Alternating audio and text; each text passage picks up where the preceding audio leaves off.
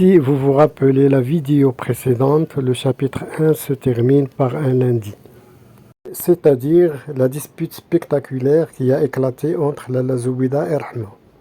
Le jour suivant, le mardi, c'est le commencement du chapitre 2.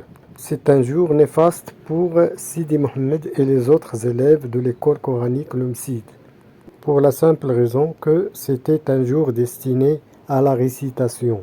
Un jour où les élèves doivent réciter par cœur tous les chapitres du Coran appris depuis la rentrée à l'école coranique Lumsid.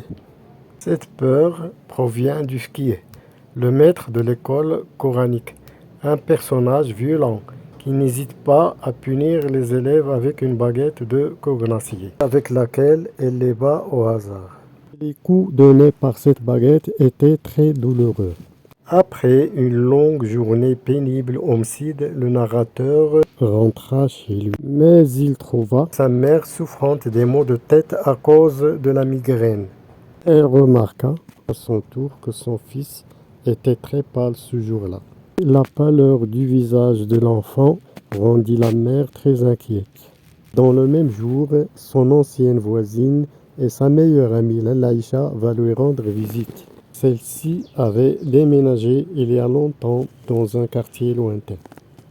Mais après avoir entendu les plaintes de Lalla Zoubida et remarqué la pâleur du visage de Sidi Mohammed, Lalla Aïcha avertit la mère de cette étrange coïncidence.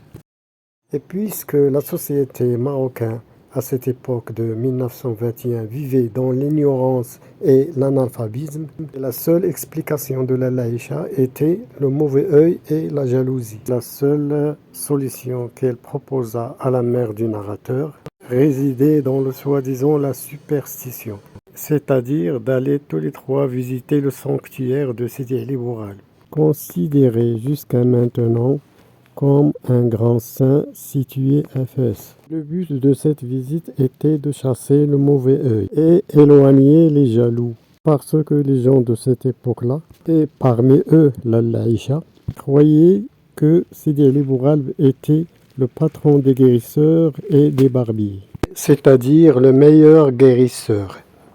Le narrateur va nous faire la description du sanctuaire. Tandis que les deux femmes se mettaient à se plaindre et à prier avec ferveur pour que le soi-disant saint éloigne d'eux toutes sortes de mal. Au moment où elles discutaient avec la gardienne du mausolée, un chat matou planta ses griffes dans la main de Sidi Mohammed. Cela va lui causer une plaie profonde. Cet incident obligea les deux femmes à quitter le sanctuaire sur le champ et retournèrent enfin à la maison. Un jour plus tard, c'est-à-dire un mercredi, tandis que Ma'alem Abdeslam se préparait pour aller au travail, c'est-à-dire qu'il tissait manuellement les tapis, il demanda à sa femme de laisser leur enfant Sidi Mohammed se reposer à la maison au lieu d'aller au Msid. Cela rendait le petit narrateur très content car il n'aimait pas aller au Msid. Et ici, le narrateur va commencer à décrire la vie quotidienne dans la maison collective. À titre d'exemple, Sidi Mohammed comprenait le langage des oiseaux. Puis l'échange des salutations entre les voisines à Dar Chouafa.